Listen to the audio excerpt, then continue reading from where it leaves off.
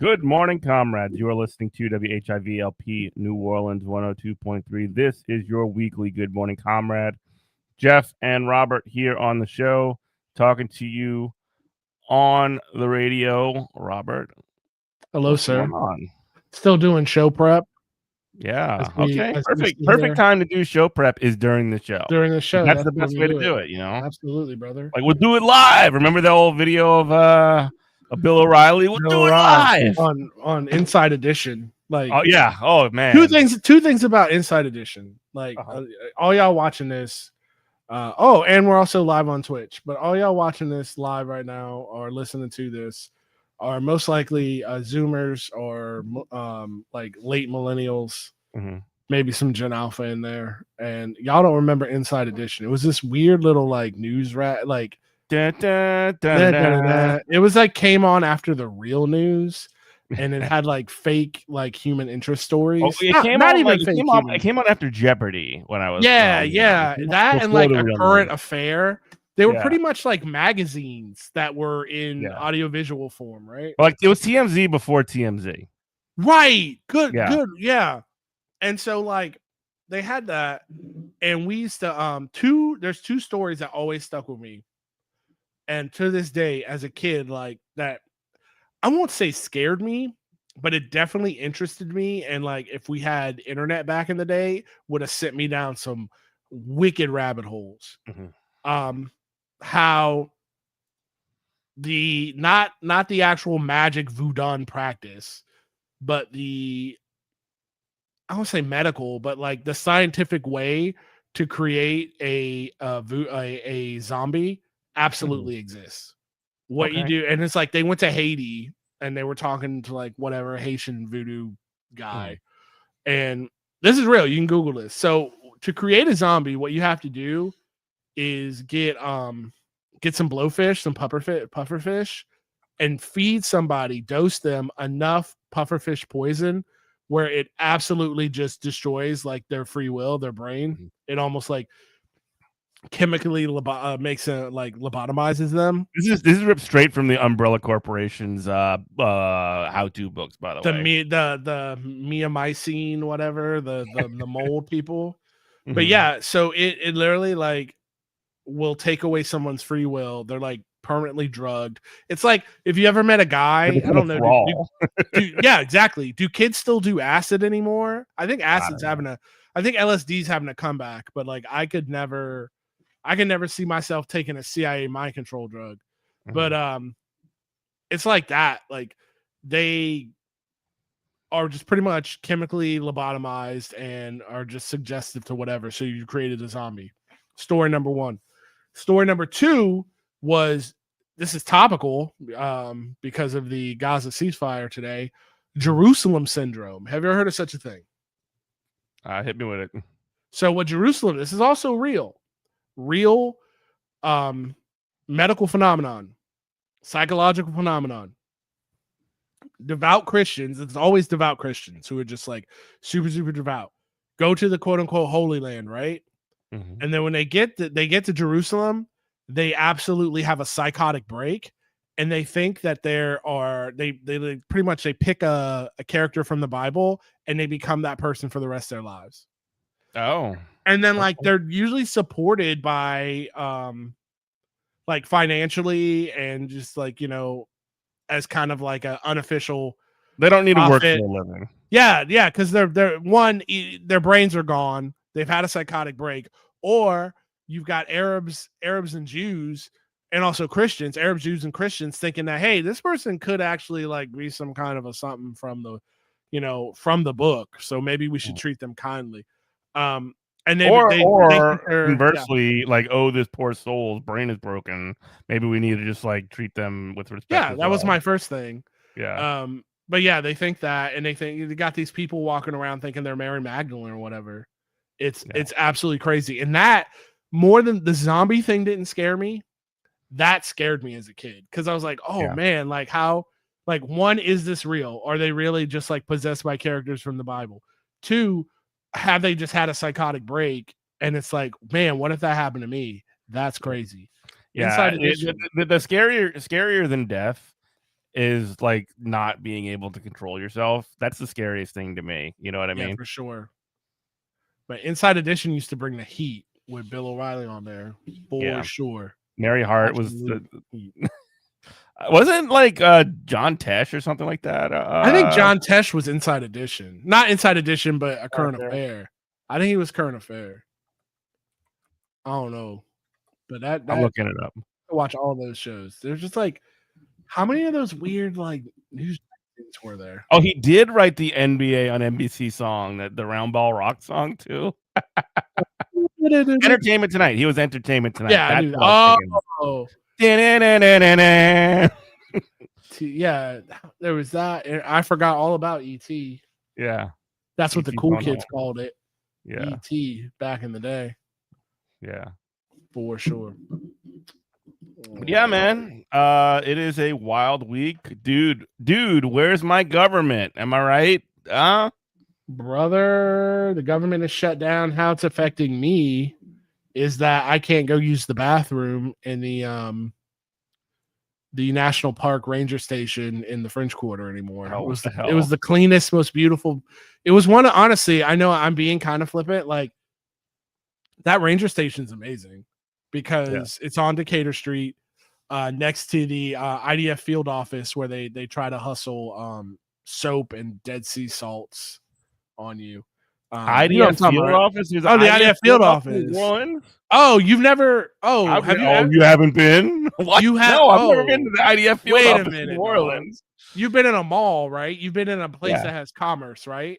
Sure. Have you been out with a lady at any point and somebody's tried to push like soap or lotion in your face from a mall kiosk or from a weird little storefront, and they're like trying to give you free samples, and they're like, "Oh, I like your dress. Oh, have you listened to Psytrance?" Those are all Israelis. It's all like Israeli Mossad front. I'm not even joking. What's going on there? What's the deal? I'm not kidding you. Hold on. Let's do a quick googly boogly just for funsies here. More show prep in the middle of the show. Yeah, let's see. We didn't know we were going to talk about the IDF field offices. No, but like Israeli. So basically, you got Mossad just like shoving soap in your face. That's what's going on here. Yeah.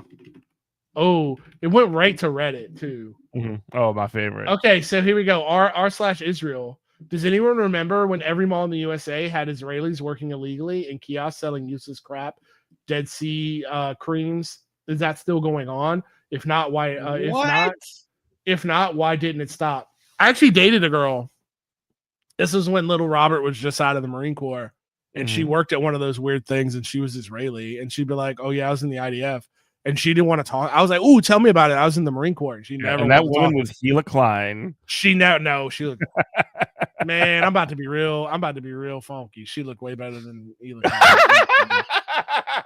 Klein. Busted brick.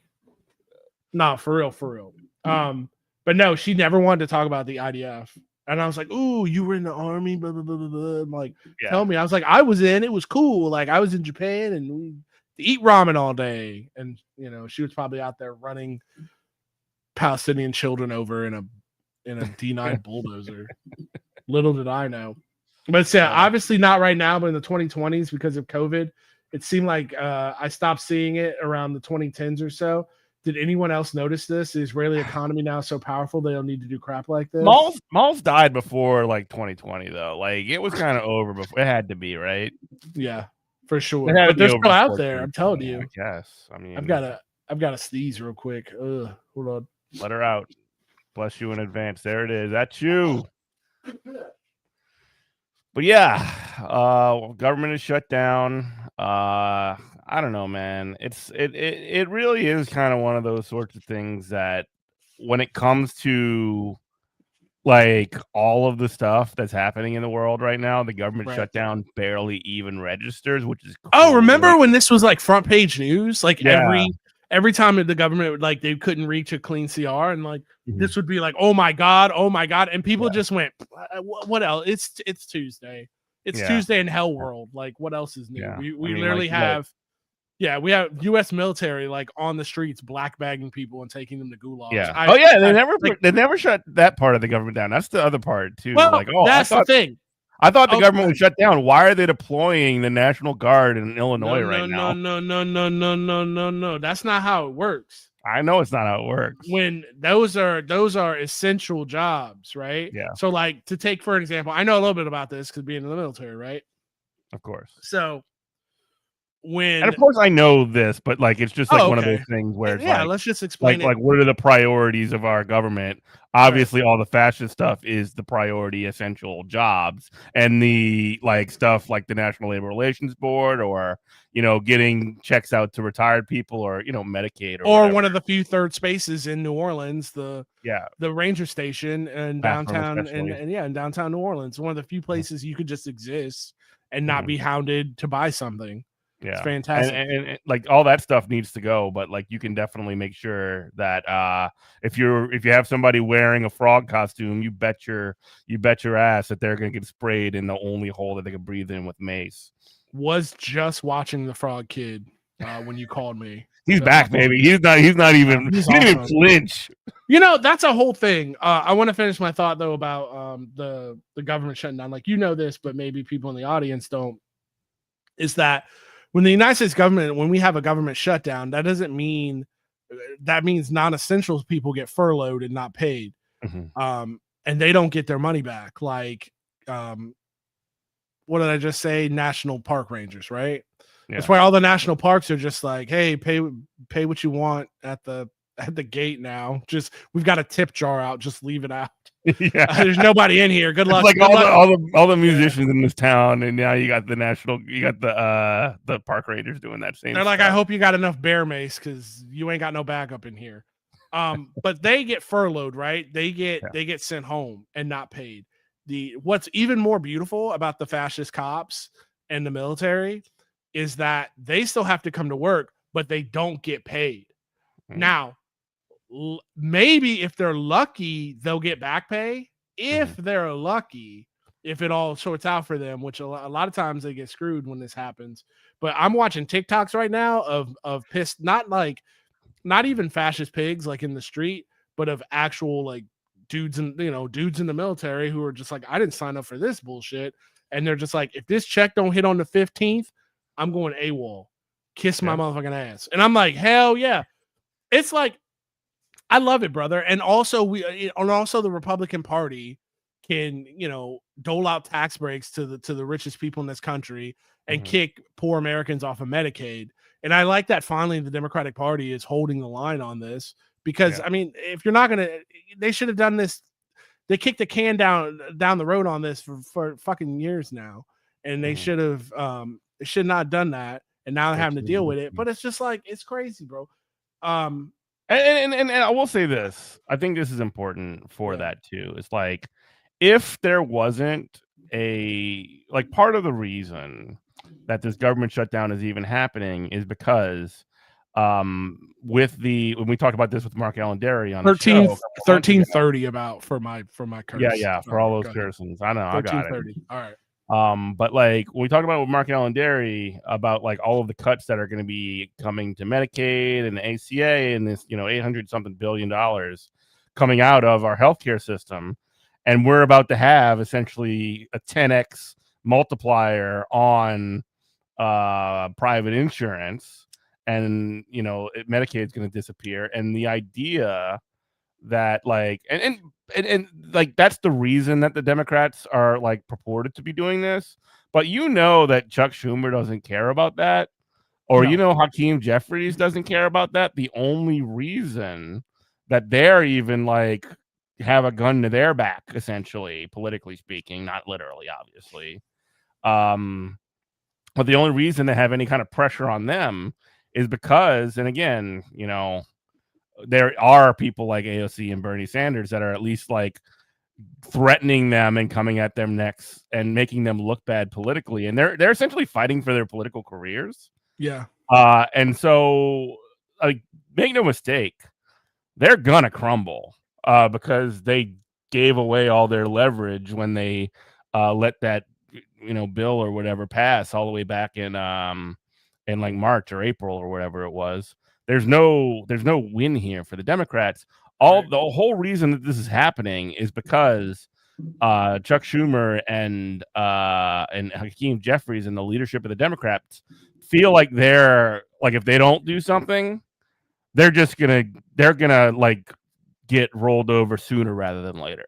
And so like this is like venal, like terrible politicians just like trying to protect their own ass rather than trying to actually fight for people. So much so, by the way, like it's so obvious that this is the case that like when you see, people calling out Jeffries, like right wingers essentially calling out Jeffries for like trying to set his show, or when Trump does this like video, this goofy video of them like wearing sombreros or whatever and with Mexican music playing behind them, because what the Republicans are saying is, oh yeah, we just want to make sure that immigrants, God forbid they ever have health care. And the Democrats are saying, we don't want to give immigrants health care, which is like hilarious.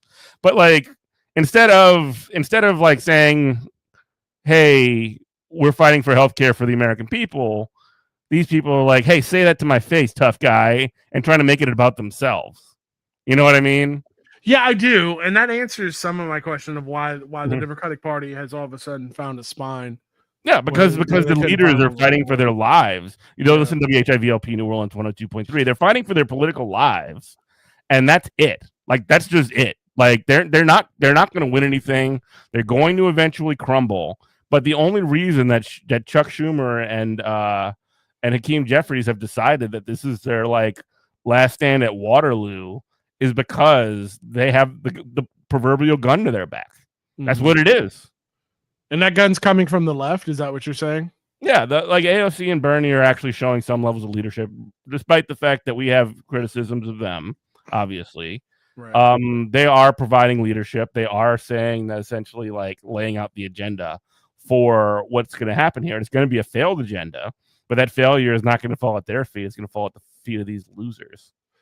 The only thing I will disagree with you on, I'll push back and I'll say, I don't think it's AOC and Bernie or anybody from. They're part of it. They're the whole thing. I think it's Zoran Mondani because I know he's just when he wins, he's just going to be the mayor of New York City, which is a huge deal. I'm not just saying just the mayor, but it's not a federally appointed office. I think but the reason why it is Zoran Mondani, because like Trump, Zoran Mondani, and you got to follow me here, he is the Trump of the Democratic Party. And what I mean by that is Trump threw away the entire rule book of what it means to be a Republican and just said, I'm doing this thing the way I want, and because I know which way the people move, and I will become undeniable in the Republican Party. Zoran is doing the same thing. Every taboo, everything that should have been a roadblock to him is a boon. That he's not a white guy. That he's not from the United States. Even his Canva Plus graphic design, like the way like big block yellow letters to where it looks like he's a Bollywood movie star, right? Like it could be on a poster, and I know the man's not Indian, but it could be on a poster in India, right? Zoran coming soon. Like he's got Indian. Okay, so he is Indian. Cool. I didn't want to be racist and be like, oh, he's a Bollywood guy. But I'm like, he could be a Bollywood movie star and be like Zoran playing at this theater coming soon, and that they didn't run away from his ethnicity. And then he didn't run away from being a socialist. He didn't run away from socialist policies. And then most importantly, he didn't run away from being an anti-Zionist. He's taken everything that it means to be a Democrat in this garbage two-party system and just thrown it in the Hudson River and said, no, none of that. We're not doing any of that. And I'm going to be mayor of New York City. Bada boom, bada bing. So I think that's what's got the Democratic Party shook more than anything. Because even when AOC won and she won re-election, even, Nancy Pelosi, who was speaker at the time, was quick to put her, to have the party put its arms around AOC. Because it wasn't immediate. It wasn't immediate. But it's a lot quicker than Zoran. It wasn't the folded arms that Zoran got. Because at the end of the day, AOC, I mean, God bless her. I'm not trying to be like bash AOC, Sure. but she's not an actual threat the way that Zoran Mondami and the kind of audience that he commands, the voters that he commands, the way that he's ahead of the curve is an actual threat. And it's all these little like it's all these little death by 1,000 cuts that the Democratic Party has been up against, and a lot of it is their Zionism, and now that's been turned as a weapon against them. And now Chuck Schumer has to act. He can't be not a Zionist, right? I mean, well, his entire mission was to make the left or the Democrats pro-Israel, to keep them pro-Israel. That has miserably failed. I mean, AIPAC still has to be, satiated. Right. Chuck Schumer still got to check in with the Baileys, but so now he has to actually attack Trump and actually do something. And by this doing something just means not signing off on a dirty CR, which thank God. I mean, I'll take a win. I'll take a win any way we can get it.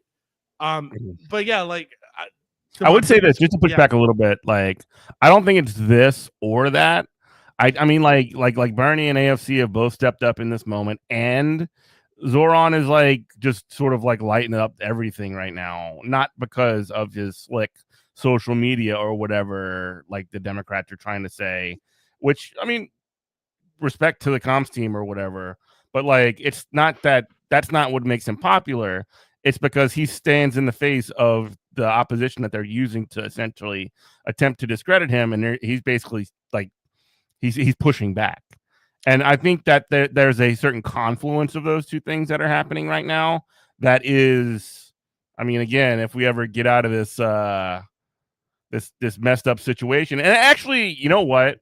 I think that for people like who have this sort of like broader left perspective to even take power, and I'm not saying that it's good that we're in this moment, but it was inevitable that liberalism would fail us in this way. Yeah, absolutely. And so, like, in order for a better round or a better wave or a better generation or whatever of leadership to step up, like, this was going to happen inevitably, because the Schumer, the neoliberalism and the Schumers and the Jeffries of the world would not go away willingly. They needed to essentially dig their own grave, and then we just move on from there. And it sucks that's got to be how it is, but that's how it is. You know what I'm saying? No, 100%. I mean, I completely agree with you. It's almost like an evolutionary ladder to where, like, not Zoran, but Bernie and AOC have pushed the ball as far as they can possibly go for Zoran to like pick it up and run into the end zone with it. Yeah. But what you're saying, the only thing that's surprising me right now is that I've always said that I'm actually feeling a lot of revolutionary optimism, like a lot. Like, this comes from somebody who's like actively planning, been working for the last couple of years to get, to find a way out of this hellhole of a country. But I'm still doing that. I have escape hatches. I have multiple ones that, plans that are ready to go at any time. But I'm willing to stick here and fight it out. Glass to break in case of emergency. Yeah, absolutely. But I'm absolutely willing to like fight it out here. Whatever, that means, wink, wink over the radio. Because look, I'm really shocked and really been pleasantly surprised of how the libs, like, I gotta chill out with liberals, like how they've responded to this moment. There's a lot of libs that are just like, hey, us like singing Kumbaya is not going to cut it. Like, we have to be out there literally pushing these guys off our streets. And I'm like, all right, let's go. You know what about that is actually optimistic, like gives me optimism, is that after and like, these are the people that I was screaming at in like 2016 when it was Bernie. They're the people that called me a Bernie bro and all this other stuff and all whatever. They have finally come around, many of them, to the fact that, oh wow, like the people that look like Jennifer Wealth from the I've Had It podcast have decided that the leaders in the like established political, like the liberal establishment, have failed them. And the only way to fight back, because I don't think that she's necessarily like a leftist or whatever the hell, but she has decided that like, hey, we got two choices here.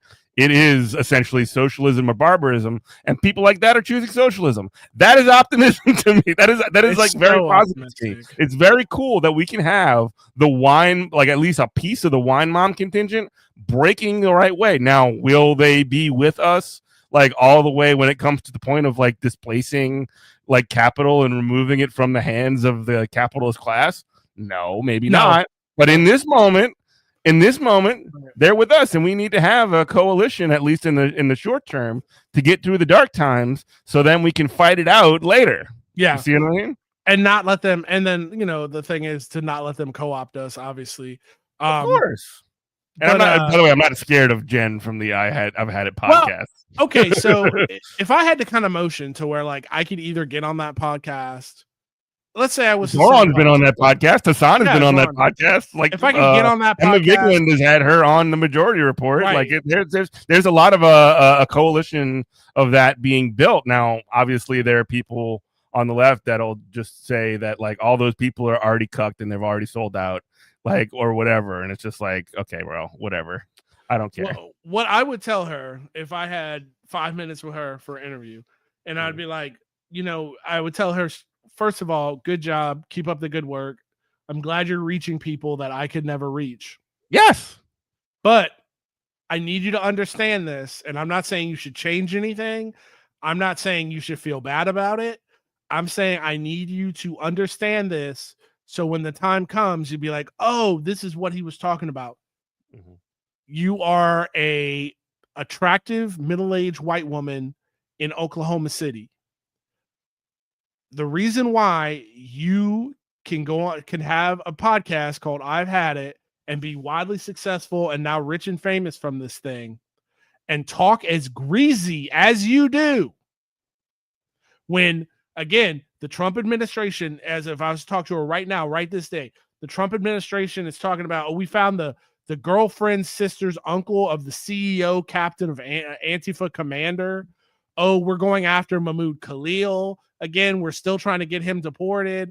Oh, we're just rounding up black and brown people. We're fast roping through apartment buildings in Chicago and picking up anybody whose skin color is darker than a paper bag.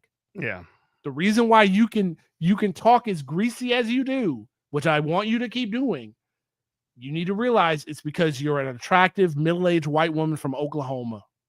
I think she gets that. Keep that in your mind and just use that as a prism lens to direct all your thoughts and decision making through. Mm-hmm. Don't get it twisted.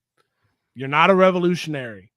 You are safe behind the veil of your identity. It's the reason why Kristi Noem is not in a White House press briefing, because kid in the street dressed as an inflatable frog costume is not dangerous to American imperialism. No. Now, I Had It podcast it's a reason why they haven't designated you as a terrorist yet. A foreign terrorist organization. That's why. Understand. I've Had It podcast, a foreign terrorist organization, and it never will be. Now, if they were like, hey, Robert Johnson, we're giving you the keys to the I Had It podcast. We've gone as far as we can go. It's now your podcast. Here's our audience. And it was to me, I'd be in Guantanamo Bay tomorrow. Understand that. That's how it goes. I'm not saying it's bad. All I'm saying is recognize that and guide your decisions through that lens. Yeah. Did you see, you listen to the HIVLP New Orleans 102.3, this is Good Morning Comrade. Did you see, speaking of the sort of like criminalization of basically all dissent at this point, Donald Trump had a meeting with a bunch of like quote unquote journalists the other day, talking about like all right-wing goons and clowns and all these losers or whatever. To be honest, go ahead. No, I Like, was gonna say, to be honest, Jeff, Mhm. I want to hear about this. I'm not cutting you off, but Yeah. I have reached the hyper normalization USSR stage to Sure. where it's like I see this, and I'm not saying I'm a better person. I really do want you to tell me about this, but I'm just Yeah. saying that when I see Donald Trump on TV, it's not even a thing of like, oh, funny orange man. Oh, I'm gonna watch him. I don't even. We're past. I'm even like hate watching this anymore. Mhm. It's Well, literal white noise. I can't interface with it. I don't mhm. want to hear about it. Well, okay. It's all Well, bullshit. regardless of like actually Sorry. having seen it, Yeah. But I want to um, hear about it. regardless of actually having seen it, like the whole point of it was he came away and all these, D riders are like literally the press pool is just like a bunch of people who just like, Mr. President, you're so great, you're so awesome, we love you. Have you considered, you said that the governor and the mayor of, Illinois and Chicago respectively are acting outside of the law. Have you actually talked with the Department of Justice on how to prosecute them? Or have you considered making the Democratic Socialists of America I into a saw that. terrorist organization? I saw Or, that. you said you wanted to declare Antifa, the organization that exists, that is real, that is called Antifa, making them a foreign terrorist organization. And it's just like this never ending, like, it's almost like watching improv. Like Yes. you watch, the bit of improv is always sort of like take an idea that somebody gives you and escalate it, Yes, right? and Take it to the next, yeah, yes and everything. And Trump is just constantly doing yes and yes and yes and going like, yeah, we'll just like criminalize the DSA or whatever. Like, but he's always it been like really is that. this sort of Yeah. like obviously the not wanting to hate watch it or whatever is that's fine, but seeing what's coming from it and the rhetoric that is like coming out of it, I like it is genuinely alarming in light of like we just talked about some of the optimistic parts. Like these contradictions are coming into our face within the next like within the next 3 years. No, for sure. And it's not, and I just want to restate, it's not like, oh, I'm a better person because I'm not taking it in. It's No, not like, I it's a am TV bored. show. It's a I'm TV show. You bored. don't like the TV show. I'm bored. I'm bored Mhm. with it. I depend on This you to season of be, America is lame and it sucks. They've gone too far. yeah. I depend on you to be the sin eater and Mhm, like take all of it in and dissect it for me. But like, I'm literally bored. Like mhm. I'm like this guy, he's so far into Joe Biden zone to where it's like, okay, Yeah, if he's gonna talk in front of a microphone, mhm, there's going to be 40 minutes of him just rambling yeah, before he gets to anything that can even be conceived of as a point. I'm like, I just don't, bro. Hades 2 came out, great game. yeah. Rather be playing that.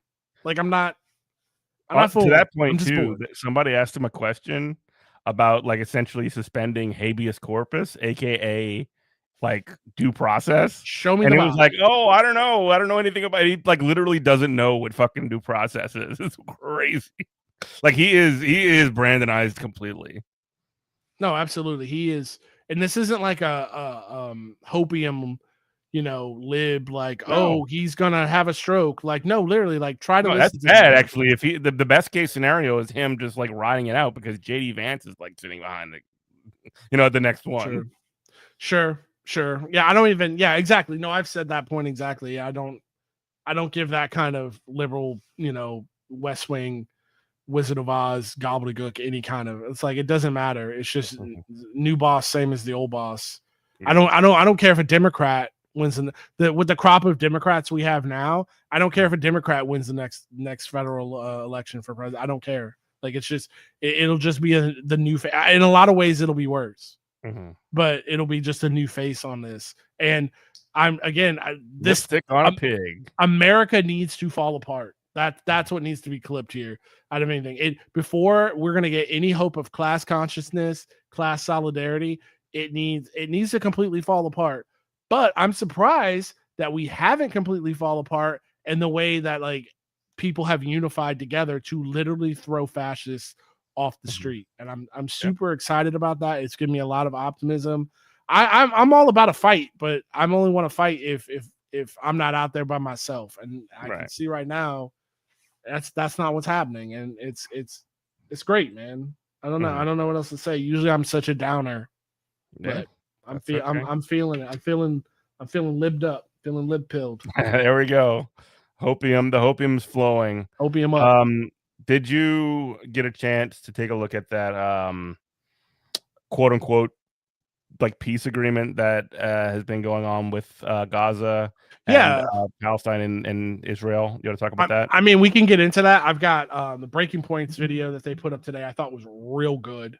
And then we can put that on and react to it. How about that? Yeah, let's do that. And then hold on, I'm finding a good spot to do it right now. And yeah, just to kind of get the whole thing laid out and explain the situation, because it is something that, like, when we talk about it without like a little bit of guidance, I don't want to mess it up. You know what I mean? Sure thing. There's a lot of facts, there's a lot of stuff flying around. I do have some thoughts on it. We're ready to go here. I'm gonna share screen. All right.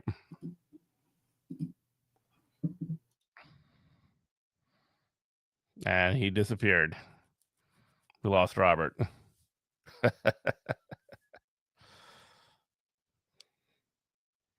Love when that happens. It has been brother. StreamYard has been crashing a lot for me lately, but I think it's my computer. The computer might be going on. Yeah, I don't know. Yeah. Well, I just moved on to Linux. No, I'm not doing that. All right, here we go. Scroll up all the way up. Yesterday, President Trump received a note during this Antifa roundtable situation. We'll talk about that more later in the show, indicating that such a deal was on the verge of being consummated. Let's go ahead and take a look at that moment. Consummated. Okay. I'm just giving. Speaking of, I don't care about this. Need me quickly. I believe, Sagar, that photographers were able to zoom in on that, and it said basically we need you to approve a Truth Social post, so that you can be the first to announce it.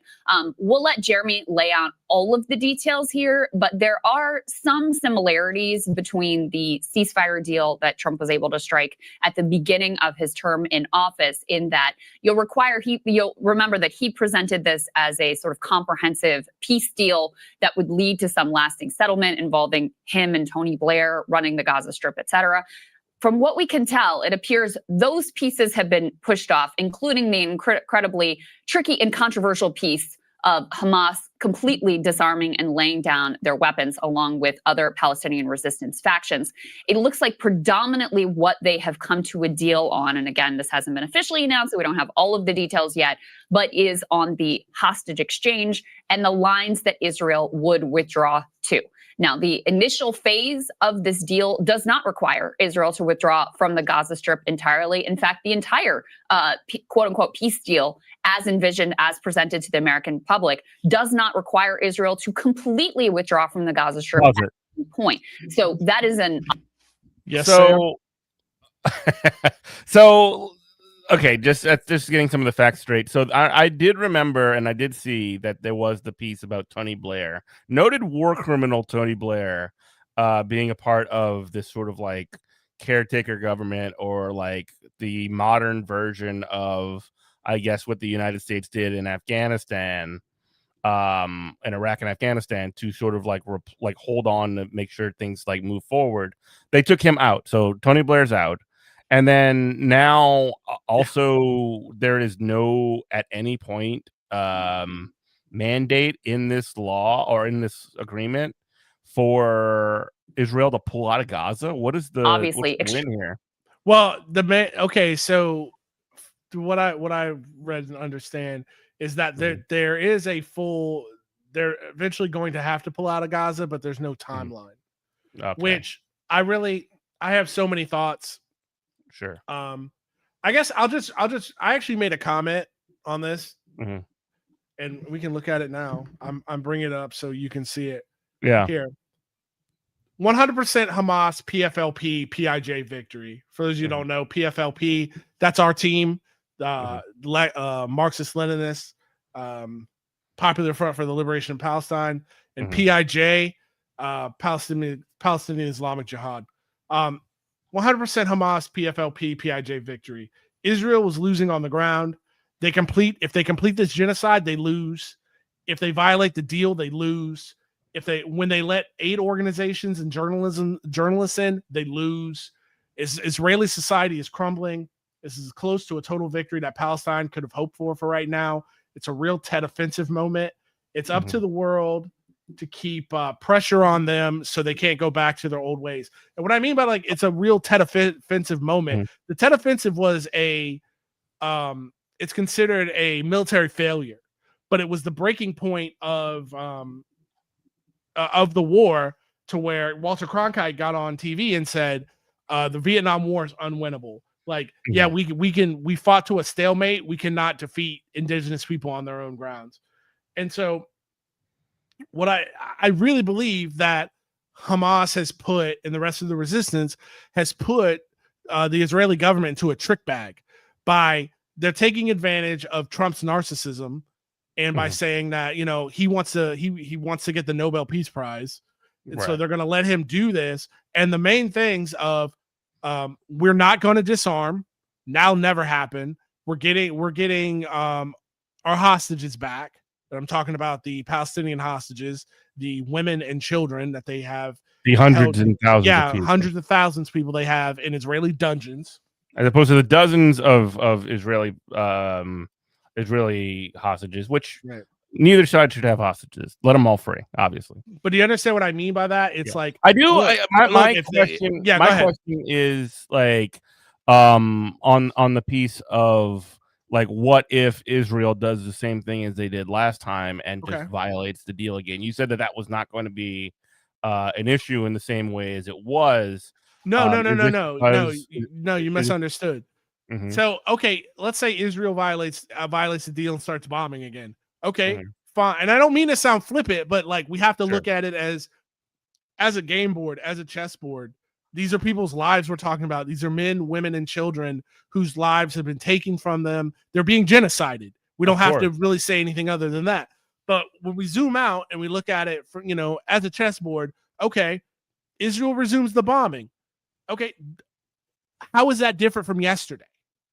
You're still in the same Kit Kat, and now it looks even worse because now they'll be like, okay, the United States brokered a deal, Hamas was on board, and you guys broke it again. The main reason that Israel is doing this, they can absorb military losses, right?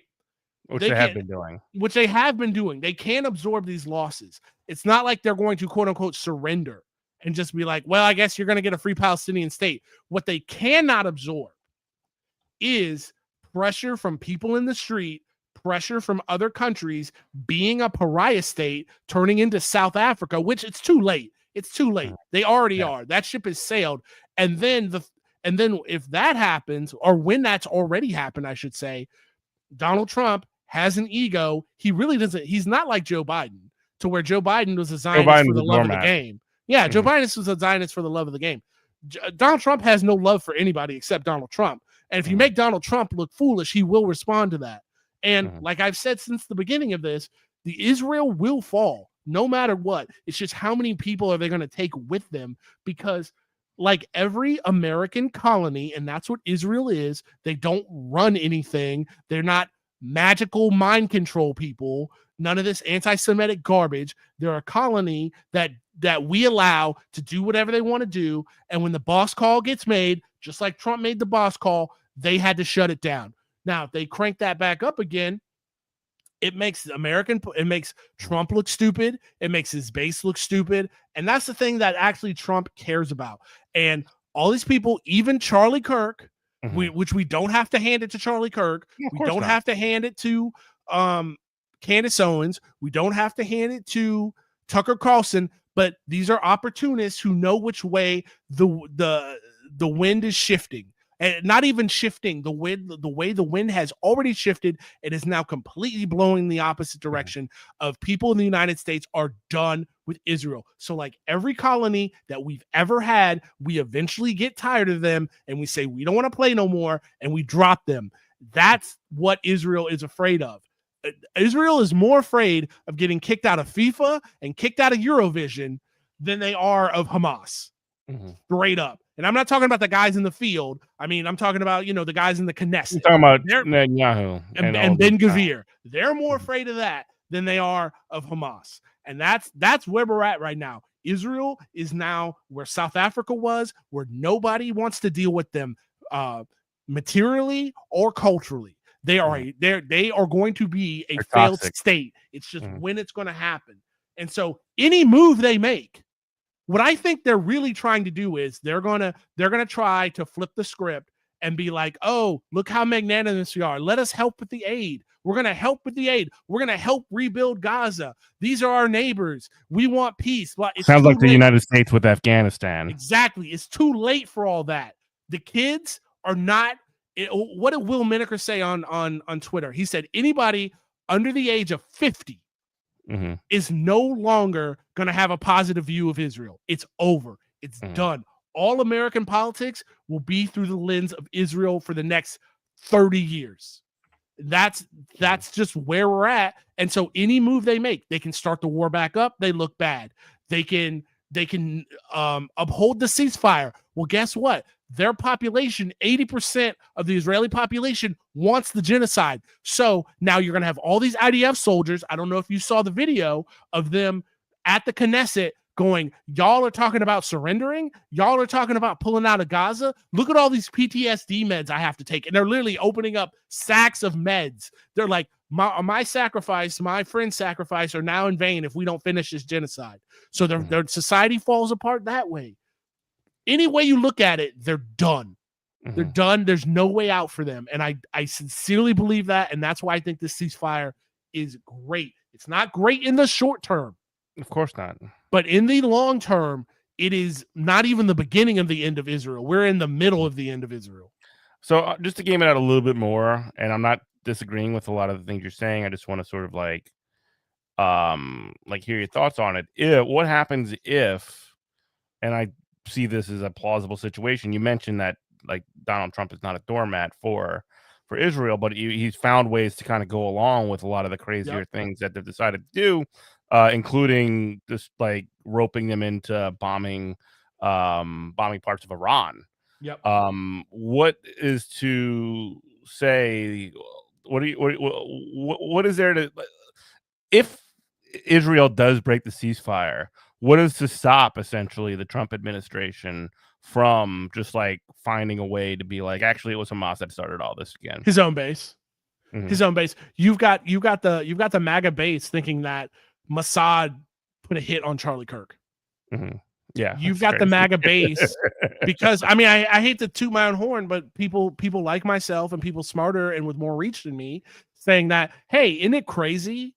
You know, you got the I had a podcast, but right wing people are saying, you got Tucker Carlson saying, hey, isn't it crazy? You're in medical debt.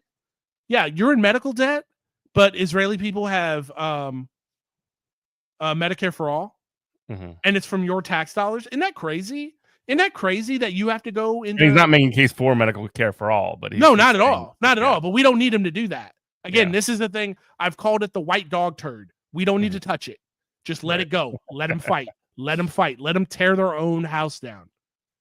You know, Candace Owens being like, hey, isn't it crazy that you owe tens of thousands of dollars to the Department of Education, but people in Israel have subsidized higher education?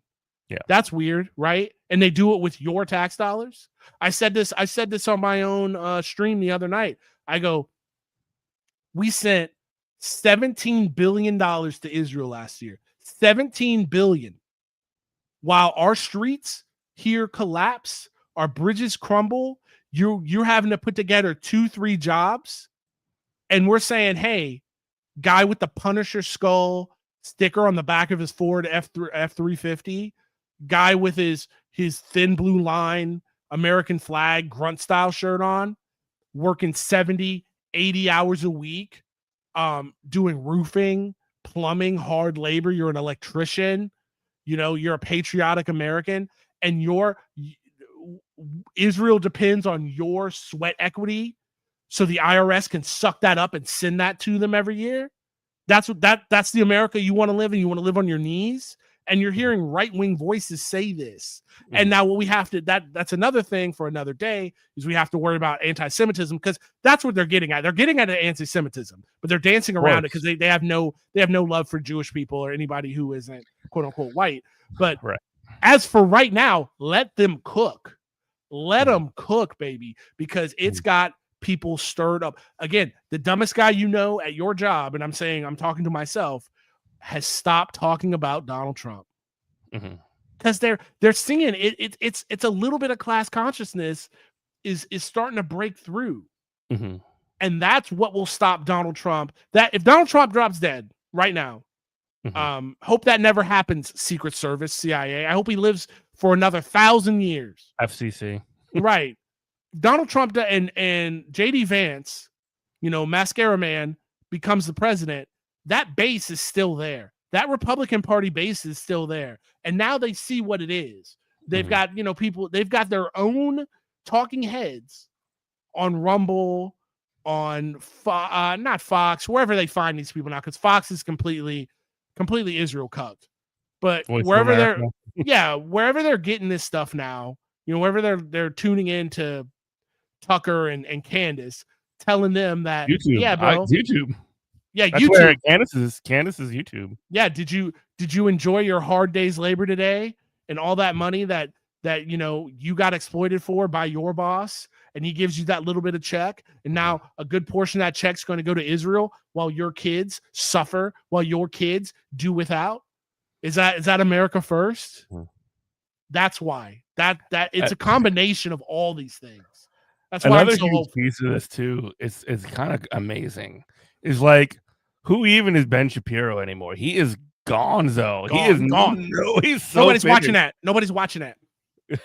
Nobody's watching that. Nobody wants to hear that. Nobody. He's softer than cotton. The time, even it was coming. It was coming for Charlie Kirk too. Even if Charlie Kirk wouldn't have got killed, that kind of smarmy like fascism, it's not what's in vogue. They want the straight dope. They want the straight in the veins. They want a Steve Bannon type fascist who's going to be like, isn't it, if these guys existed in they're not going to beat around the bush. They want Nick Fuentes or whatever. Nick Fuentes. I was on Red Note today. Red Note. You know who's on Red Note? Nick Fuentes. Yeah. Nick Fuentes is on Red Note, y'all. You got Nick Fuentes, Mr. America First, posting on an official channel on the CCP communist TikTok app. Yeah. Yo, times they are changing, my friend. 100%. So you just can't. The smarmy, well, actually is dead. And it's the same on the left too. Liberalism, and we've always talked about this, the center cannot hold. These two ideologies will clash. And Bernie, going back to Bernie, he did lay down, he brings the same arguments, and I'm not saying I'm going to convince these people to read a little red book or anything like that, or read a page out of Capital. But my thing now, even on YouTube itself, is I say, I'm a vet, I'm a Marine Corps vet. Here's all the ways that the military is socialist. Here's all the programs they provide, and the U.S. government know they work. Exactly. No, let's talk about commissaries. All the people laughing and joking and thinking like, oh, Zoran Mondami can't do city-run grocery stores. We do federally run grocery stores in this country and in other countries that we colonize, and they're called commissaries. What are you talking about? That's communism. That's socialism. What are you talking about? And if anybody tells you, well, that's not socialism, we'll say, great. Well, let's do that then. Don't you think that we should expand this not socialism to the rest of the United States? Since you've already told me it's not socialism, you shouldn't have a problem with that. And they just look at you like they're stupid, because they are stupid. There's no way around this. People are starting, and I'm not saying that right wingers are going to ally with us. I'm not saying that in the slightest. All I'm saying is, if we can get them to fight themselves, I want that. That's a win. Yeah, that is a win for me. And if I can get a guy to understand that we give his children's birthright away to a colony that hates us, just start with Israel. You don't even have to talk about global United States hegemony yet. Just start with Israel. This country hates you, hates everything about you. They think you're stupid, and they come to you and they rob you every tax season. They rob you while you ain't got nothing. And again, this is that's what you want to support. Like, and you know, it's wild. And again, it's not that wild, but like, it's just like the political right and a lot of these like freakazoids, because of their anti-Semitism or whatever, are able to like make that reading immediately. But you need to drag the liberals, not all of them, obviously, but the liberal establishment kicking and screaming to make this happen. That is, and so much so to the point that, like, at the other side of this, when you finally roll back the apartheid state, like, there's a certain amount of, and this kind of scares me a little bit. There's the political right is going to be able to, at least to some extent, take credit for doing it. Mm-hmm. And like, that will be the ultimate failure of liberalism, because and I don't know, man. Like, getting away from that stink, cutting that stink off is like important for a viable political left future. Right. And with the couple minutes we have left, I've got a tweak on that, and I'll be quick. So I want to hear your response to it. I don't necessarily worried about. I don't care who takes credit. I don't care about any of that. It matters because of like who's relevant after. True. You know what I mean? But, that's what. True. You're right. But I think what's more pressing is we have to worry about, and I think the liberals, and I'm talking about the Chuck Schumer liberals, I'm talking about the Hakeem Jeffries, those type of liberals, not people that are just like not Israel, just like all up in that. Yeah, not liberal voters. But I mean, no, that's not what I mean. Yeah, no, I'm saying, I just want to be clear about what I'm saying. The liberal voters and the liberal establishment leaders. Yeah, and the right-wing establishment, what the play that they're going to run is, oh my God, we just found out yesterday, 20 minutes ago even, that Israel, Mossad is so entrenched in our intelligence agencies. Oh my God, do you know how much money that Israel has been throwing around Washington to what's the word? I had no idea what AIPAC was, and I had no idea what AIPAC was, so they can influence our politician. Oh my God, we've been infiltrated by the hashtag Jews. And then what's that going to do? Super anti-Semitic, yeah. That's going to give their base the permission to try a night of long knives. I'm telling you, it's going to get real weird in this country, where it's not even that weird. It's really not even that weird, but I can already see it coming. Like, I am the dude, like I am Paul Atreides off of Dune, and I just slept on it, but I can see it coming. There's going to be a day, and it's coming. Could be 6 months from now, could be a year, could be 2 years from now, that brown people and kefias are going to be surrounding synagogues, fighting Nazis, to keep them out as a physical barrier out of synagogues. I'm telling you. So that's why you need to check in on even on your Zionist Jewish friends and family right now. Make sure, see how they're doing, make sure they're safe. You need to check in with even your centrist or right-wing friends. So when we brought up all these contradictions about Israel. 10 seconds. We need to make sure they don't turn anti-Semitic. Yeah. Thanks for listening. Check out Lumencast, goodmorningcomrade.com. Follow me on Twitter at eminentprof. Thank you. You are listening to WHIV LP New Orleans. We love you. Bye-bye.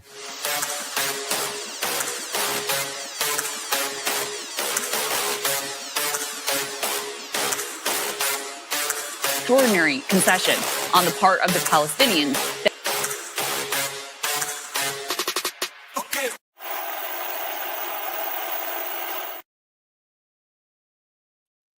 All right, my bad. we had to get out of there.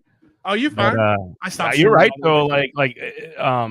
There is gonna be it is gonna get like you think it's weird now. It's gonna get fucking weirder. Yeah, well, that's what it's gonna be. But just like, I'll give you some, and I know you're super busy, so you're not. But I'll give you like right now. And I don't know. I mean, like in general. I'm in my half my life is in my car driving, so like I got time to listen to shit.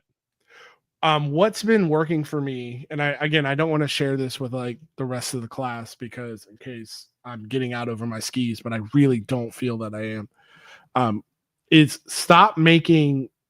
use Twitch as a a free Streamlabs, right? Mhm. So you're making content on Twitch, right? And you Mhm. don't care who sees it at all. Then you're Oh, there'd be taking nobody. yeah, exactly. Don't worry about that. You're making the content on Twitch. You're doing your show, and stop doing these